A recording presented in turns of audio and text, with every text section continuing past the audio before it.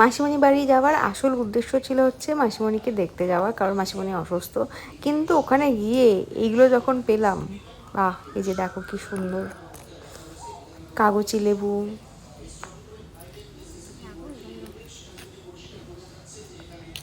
গন্ধরাজ লেবু, পুরো গাছ ভর্তি নিচে একদম। না সে তো বাড়িতে নিবি। দেখতে পাচ্ছ গাছে, এই যে দেখো। ওর জন্যই তোমার বাড়িতে নাই। আমি যেটা লাগাবো সেই জায়গাও তো খুঁজে পাইতেছি না যে লাগাবো। এটা লেবু না বেল মনে হচ্ছে। কোথায় বেল? এই যে দেখো এটা। মা, এটা লেবু না বেল মনে হচ্ছে, বেল। যেমন ওর মায় বীজ করবে এই জন্য ফ্রিজে।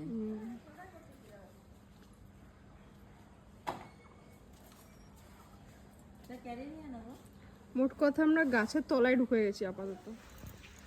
আমরা এখন গাছের তলায় ঢুকে গেছি, যে গাছটা আমাদের মাথার ওপরে। হাই, গাছ মাথার ওপরে, আমরা এখন গাছের তলায় লেবু কুড়াচ্ছি। লেবু কুড়াচ্ছি না, তুলছি। গাছ থেকেই তুলছি।